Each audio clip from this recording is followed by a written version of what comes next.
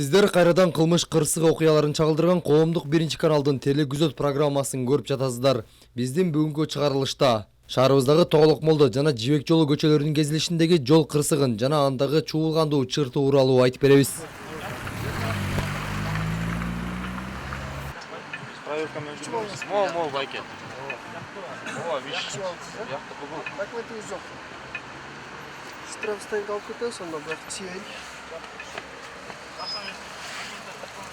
Патрулдук милиция башкармалыгынын кызматкерлерине жогорудагы даректе автоунаалар сүзүшкөндүгү тууралуу маалымат 102 аркылуу келип түштү. Айтылган дарекет дароо барганыбызда Toyota Wish жана Honda Fit үлгүсүндөгү автоунаалар кырсыктаптыр.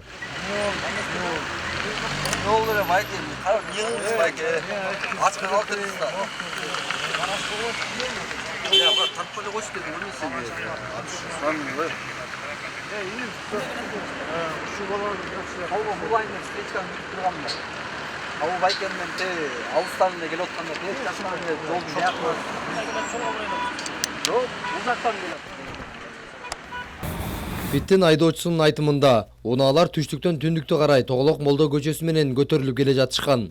Honda Fit Жибек жолуна жеткенде солго бурулуу үчүн токтогон. Ал арада артынан Toyota Wish келип сүзгөн.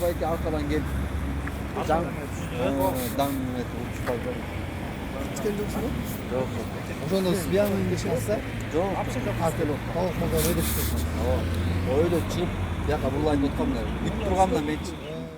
Бирок бул айдоочу ушул айткандарынын бардыгын жокко чыгарат. Кандайча жокко чыгаргандыгын эфирден соңку мүнөттөрүнөн көрүп аласыздар.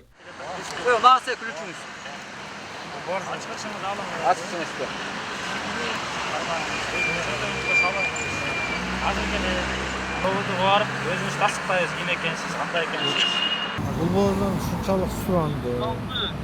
Болбогон нерсе, Виштен айдоочусунан спирт ичимдигинин жыты аралыктан келип жатты. Анын үстүнө анын жанында эч кандай документтер жок экен. Патрулдук милиция башкармалыгынын кызматкерлери унаа кырсыктары боюнча атайын топту чакырып, аларды күтүп туруп калышты. Ал эми биз башка жакта билдирүү түшкөндүгүнө байланыштуу убактылуу окуядан четтедик. Бирок окуянын катышуучулары менен наркология борборунан кайрадан кезиктик. Анткени менен бул жайдан түшүнүксүз жагдай башталды. Дегеним бул жаран унаанын рулунда мен эмес болчумун, аялым айдап келе жаткан деп бир айымды окуянын чордонуна аралаштыра баштады. Буга Фиттин айдоочусу да кошулгандай үндөбөй отурду.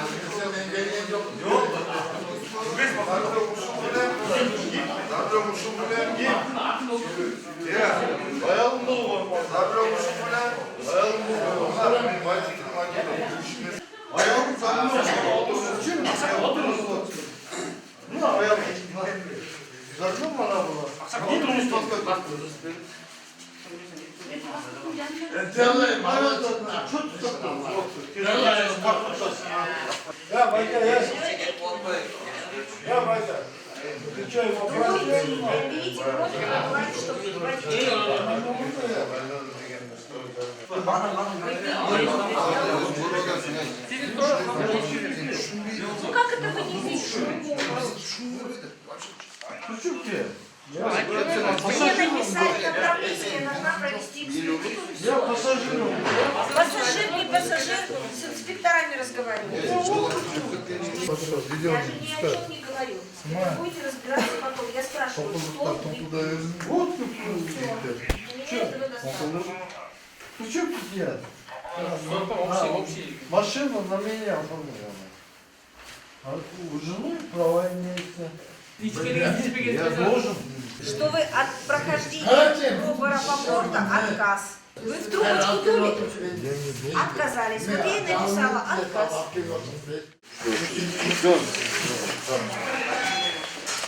Машинаны стоянка коёсуз там. Биринчи. Өткөзүп бересиңер. Эмнеге дейсиз да айта? Жогоруда өзүңүздөр көргөндөй эле бул наркология борборунан дагы бир айым бул Toyota Wish үлгүсүндөгү автоунаанын айдоочусу мен болчумун. Автоунаанын жанагы жол кырсыгына мен күнөөлүүмүн деп бул жактан наркология борборунан атайын экспертизадан өттү. Эми алдыда кандай болот, инспекторлор кандай чара колдонот, алдыда көрөбүз.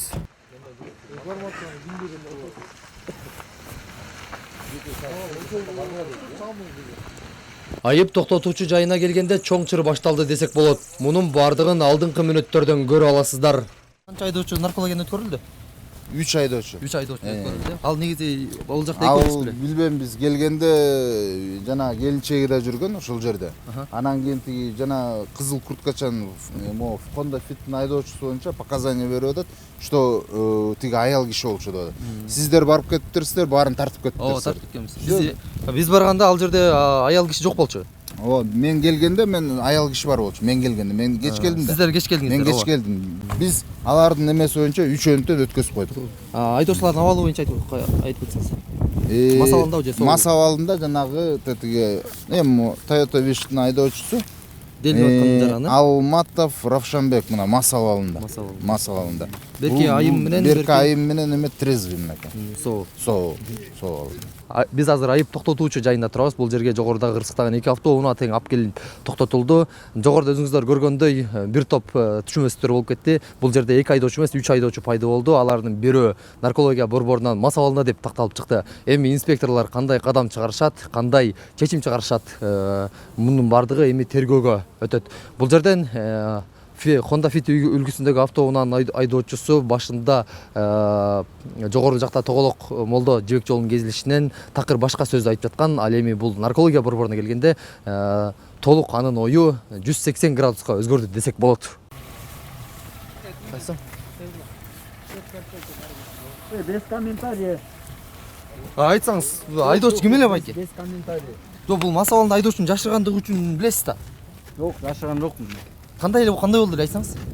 Короче, аркадан келип, могу Вич үлгүсүндө машина сүздү. Карадым, айдоочу эме экен, аял киши экен, жанында. Анан экөө тең эле түшүп, сүйлөшүү эме жүргөндө аял киши эме кеткен. Акча алып келгенчи, төлөгөн. Ошол моментте бир экипаж келип, мен эме буларды чакырайын дегенде эле, гаилер чакырайын дегенде эле эмеден жок болчу. Өзүбүз эле бүтүрүп кетебиз деген ой бар эле анын. Короче, ошол моментте ошо аял акча дегенде ким бир күйөө алабыз дейби, ким бирөө кеткен.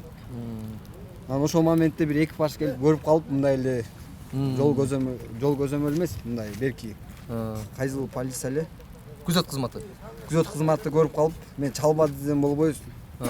Мен суранышымды аткарбай чалып коюшту. Бул байке пассажир го. Чого его так снимает?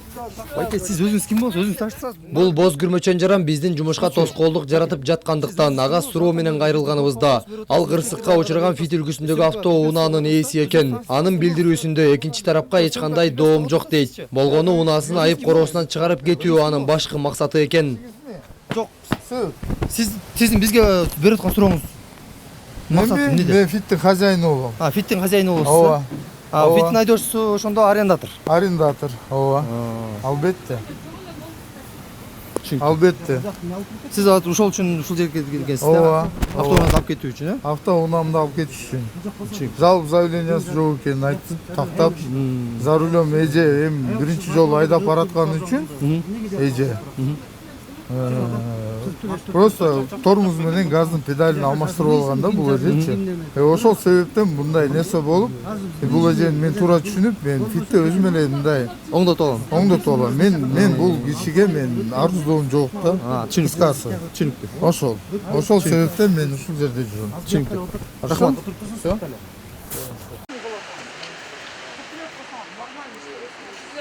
Эжек, сиз ким болсуз? Мен эч ким болмойм. Азыр биз бул кандай дейсиз? Бул мени тартып атат, мен сүйлөгөн деп атам. Кандай дейсиз? Камераны зындырам дейсизби? Жок, сүйбөйм. Таппай эле болом mesela. Бир бүттүк болду байке. Бизде кетели деп атабыз.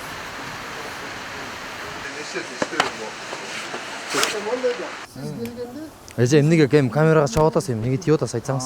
Камераңа тиген жок. Оператор жулмалап атпайсызбы сиз? Сен вообще тур эмес сөз сүйлөп. Мисалы, бул байкебиз жанатан тынчтана албаган, дагы деле тынчтана алган жок. Бир маалда анын жанындагы айым камераны чаап, өзү уюлдук телефонуна операторду жакадан силкип бетин тартууга аракеттенди. Ошол маалда ортого алып баруучу аралашып, ал жарандын бардык түшүнбөгөн суроолоруна жооп берип тынчтандырды.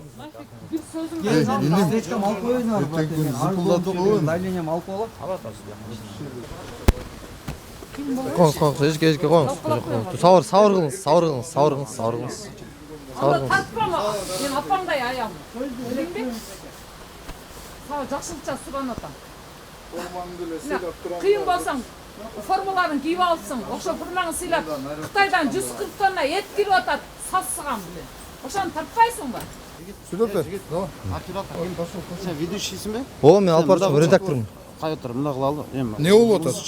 Себеп не болуп атат? Сен неге ичиң күйүп атат? Сен себеп ичиң күйгөн могу жерде не болуп Эч ким атат? күйгөн жок. Эмнеге күйөт? Жок, эмне эмне себептен ана мынчалык сиз Мен жумушумду кылып атам, болду. сиз жумушуңузду кылып атасызбы? Ооба. Сиз жумушуңузду кылган жоксуз. Не кылып атам? Коюңуз, оператор. Атың кім? Мен кимдин суроосын жооп берейин, сизге? Жоқ, атың кім айтсаң? Темирлан. Темірлан. Сен Өзүмдү тааныштырып коеюн. Сен өзің жоқ, мен таныштырған, мен түшүндүм аны. Кім екенін, қандай екенін. Просто эме кылчы.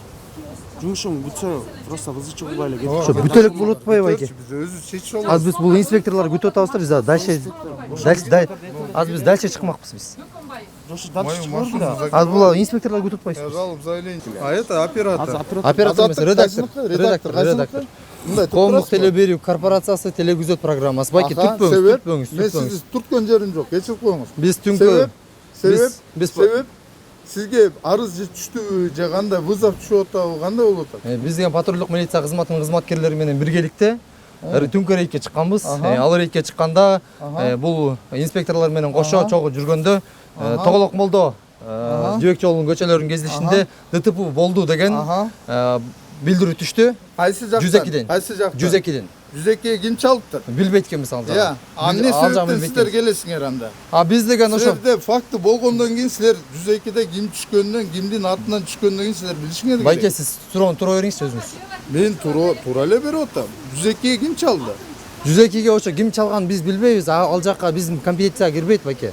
Биз болгону вызов түшкөн инспекторлорго түштү. Биз инспекторлор менен чогуу болчубуз. Биз ошолор менен булар менен чогуу болчу, анан биз чогуу бардык, болду.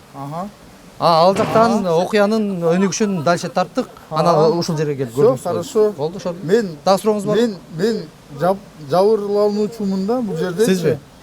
Хозяин машины. Фиттин машинасы. Хозяин менмин да. Бул жерде мен арыздоом жок да, мен бул жерде машинемдин камалышын мен каалаган жерим жок. Туура. Мен бул жерде азыр бул жерден тосмо арызымды жазып берип, мыйзам чегинде мен алып чыгып кеткенге мен укугум бар. Туурабы өзү машинемди? Бул биздин туурабы? Биздин жумуштук компетенцияга биз болгон тартып эфирден берүү гана кирет. Ал эми тергөөчүлөрдүн жумушуна биз киргише албайбыз. Бул суроого мен жооп бере албайм. Мен съемка боюнча жооп берем. Сиз съемка боюнча? Съемка боюнча. Эгерде съемка боюнча суроолоруңуз болсо, биз жооп беребиз. Ооба. Кыймыл аракетибизди байкап тургула. Бирок байке сиз дагы суранчы, сиз операторго тийбеңиз, камерага тийишпеңиз. Жаңы рекедей. Азыркыдай жумалабаңыз. Мен операторуңузду сүрөткө тарткым келди. Түшүнүктүү. Суроолоруңуз бүттүбү? Суроолорум бүттү. Всё, рахмат. Биз өткөн эфирибизде да мас абалында айдоочуну жашырууга аракет кылгандарды айткан элек. Бул эфирибизде да дал ошондой сценарий кайталанды. Эми биздин кийинки эфирде мас абалында унаа башкаргандарды жашырууга аракет кылгандарга жол кыймылдарынын коопсуздугун камсыздоо башкы башкармалыгы кандай чара колдонгондугун айтып беребиз. Алып барганбыз.